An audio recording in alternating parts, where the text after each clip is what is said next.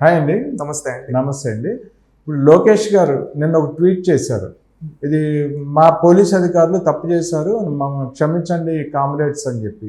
ఏంటంటే చంద్రబాబు నాయుడు గారు మొన్న మడకసిరి వెళ్ళారు నిన్న పెన్షన్లు పంపిణీ చేయడానికి. ఆ టైంలో మరి దేనికో కానీ పోలీస్ అధికారులు సిపిఎం లీడర్స్ని హౌస్ అరెస్టులు చేశారు. కారణం తెలీదు. ప్రభుత్వం కూడా ఎటువంటి ఆర్డర్స్ ఇవ్వలేదు, వాళ్ళకి హౌస్ అరెస్టులు చేయాలని కానీ ప్రొటెస్ట్ చేసే వాళ్ళని ఇబ్బందులు పెట్టాలని కానీ చెప్పలేదు. అసలు అక్కడ ప్రొటెస్ట్ చేయడానికి కూడా అవకాశమే లేదు, అక్కడ ఏమీ తప్పు ఏం జరగలేదు. సో దాని గురించి పోలీసులు చేస్తున్న తప్పులకి లోకేష్ గారు సారీ చెప్పడం జరిగింది. కామ్రేడ్స్ అంటే సిపిఎం లీడర్స్ని హౌస్ అరెస్ట్ చేశారు పోలీసులు.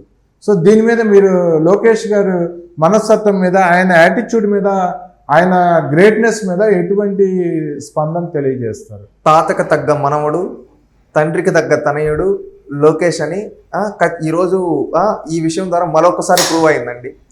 ఎందుకని చెప్తున్నానంటే, ఒకప్పుడు ఎన్టీ రామారావు గారు అన్నారు, కమ్యూనిస్టులు కూడా దేశభక్తులే కదా బ్రదర్ అని చెప్పి ఈ విధంగా అన్నాడు. ఆ విధంగా కలుపుకొని వెళ్ళాడు. అంటే ఈ రోజు లోకేష్ గారు క్షమించండి కామ్రేడ్స్ అని అంటే ఆ రోజు ఎన్టీ రామారావు గారు అన్న మాట గుర్తొస్తూ ఉంది. ఎందుకంటే కమ్యూనిస్టులు కూడా దేశంలో భాగమే కదా, వాళ్ళు కూడా దేశభక్తులే కదా, వాళ్ళు కూడా నిజమైన దేశభక్తులు కదా అని కమ్యూనిస్టులను కూడా కలుపుకొని ఆ రోజు తన పరిపాలన చాకచక్యంతో అందరినీ మెప్పించాడు ఎన్టీ రామారావు గారు. ఆ విధంగా ఈ రోజు లోకేష్ గారు కూడా అది తాతకు తగ్గ మనవల్లాగా ఈ రోజు కమ్యూనిస్టులని కూడా కలుపుకొని వెళ్ళాడు. కమ్యూనిస్టులు ఎక్కడైనా కానీ సమాజంలో ఏమన్నా ఎక్కడైనా ఎవరు తప్పు చేసినా ఎత్తి చూపిస్తారు. ఆ ఎత్తి చూపించడం అనేది ఏంటంటే ప్రభుత్వానికి చాలా మేలు చేసిన పని అవుతుంది. ఎందుకంటే వాళ్ళ విధంగా ప్రభుత్వానికి సహాయం చేస్తున్నారు. ఇక్కడ సమస్యలు ఉన్నాయని చెప్తే ప్రభుత్వం వాటిని సాల్వ్ చేస్తుంది. ఆ విధంగా ఉండాలి కమ్యూనిస్టులు ప్రభుత్వం మధ్య భావన, ఈ విధంగా ఉండాలి. వాళ్ళ ఒక రాజకీయ పార్టీగానే కాకుండా విప్లవాత్మకమైన మార్పుల్లో వాళ్ళ సందేశాలు ఇస్తారని చెప్పి లోకేష్ గారు గ్రహించారు. మీరు ఒకటి చూస్తే లోకేష్ గారి యువగలం పాదయాత్రలో కుప్పంకాడ మొదలైన పాదయాత్ర విజయనగరం దగ్గర ఇండియా వరకు మధ్య ప్రతి ఒక్క నియోజకవర్గంలో అనేక రాజకీయ పార్టీ నాయకులతో, ఈ కమ్యూనిస్టులతో కావచ్చు, స్టూడెంట్ విభాగాలతో కావచ్చు, సేవా సంఘాలతో కావచ్చు, అందరితో మీట్ అయ్యేవాడు. అప్పుడు వాళ్ళందరినీ దగ్గర నుంచి చూశాడు, వాళ్ళ ఆలోచనలు పంచుకున్నాడు. ఎందుకంటే గత ప్రభుత్వం ఏం చేసేది, ఎవరినైనా వాళ్ళు ఏం చేసినా లేకపోయినా వేరే పార్టీ అయితే చాలా హౌస్ అరెస్టులు ఈ విధంగా వేధించేవాళ్ళు. ఆ విధంగా అవన్నీ చూసి లోకేష్ గారు రాటుదేలాడు. మనం అందరినీ కలుపుకొని పోతేనే కదా ప్రజలకు మంచి చేయగలుగుతాం అనే ఆలోచన ఉంది లోకేష్ గారికి. ఆ ఆలోచనతో లోకేష్ గారు ముందుకెళ్తూ ఉన్నారు.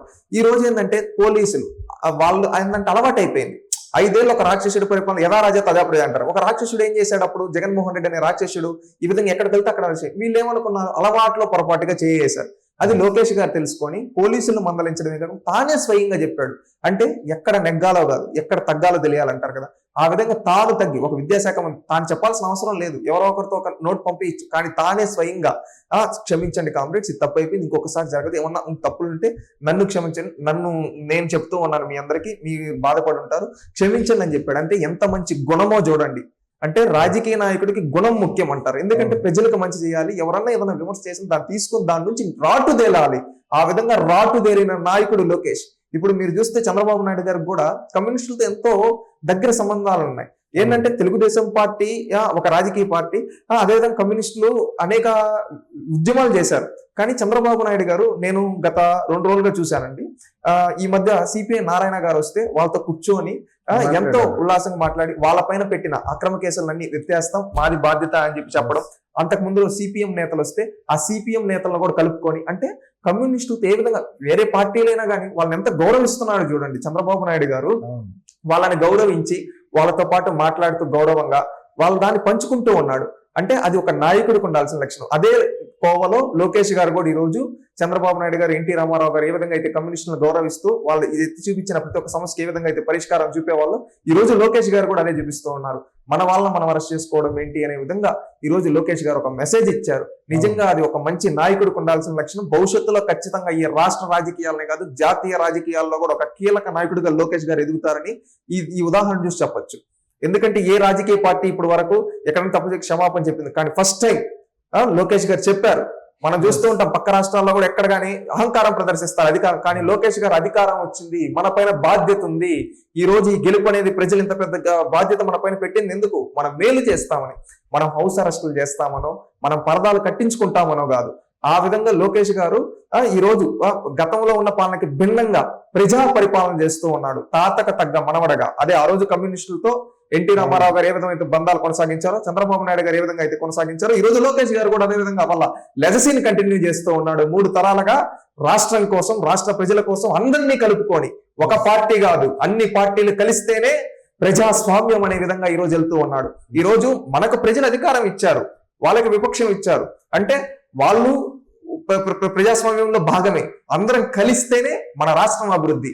మనం పోరాడాలి, ఎన్నికలప్పుడు పోరాడుకోవాలి, కానీ ఎన్నికలు అయిపోయిన తర్వాత అందరం కలిసిమెలిస్తే పని చేసుకుంటేనే మనం అభివృద్ధి చెందుతాం, మనం ప్రపంచాన్ని శాసిస్తాం అని నమ్మాడు. కాబట్టి ఈ రోజు తోటి రాజకీయ పార్టీ నాయకులు, కమ్యూనిస్టులకు కూడా తానే స్వయంగా క్షమాపణ చెప్పి ఈ విధంగా వాళ్ళని కూడా కలుపుకున్నాడు. అదండి నాయకత్వం అంటే. ఎప్పుడైనా ఒక రాజకీయ నాయకుడు గుర్తుపెట్టుకోవాల్సింది ఏంటంటే, నువ్వు యుద్ధం చేయి, ఎన్నికలప్పుడు మాత్రం ఆ 2 నెలలు 3 నెలలు యుద్ధం చేయి, ఎన్నికలైన తర్వాత చేయి కలిపి రాష్ట్ర అభివృద్ధి కోసం పనిచేయండి.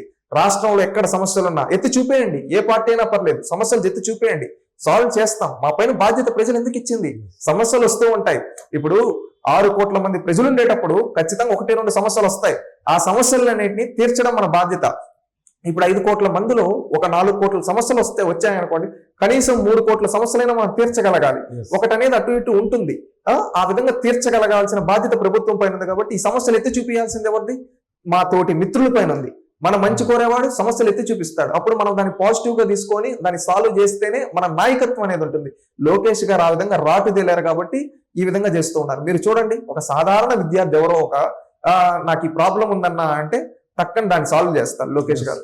అదే విధంగా ఎక్కడైనా కోయట్లు ఎక్కడో ఉంటే అక్కడి నుంచి కూడా వాళ్ళని తీసుకొని రావడానికి కావచ్చు, ఎక్కడున్నా కానీ నేనొకడున్నాను, మీకు ఏ సమస్య వచ్చినా నా పైన బాధ్యత ఉంది, నేను సాల్వ్ చేస్తాను అని చెప్పి చేస్తూ ఉన్నాడు, ముందుకెళ్తూ ఉన్నాడు.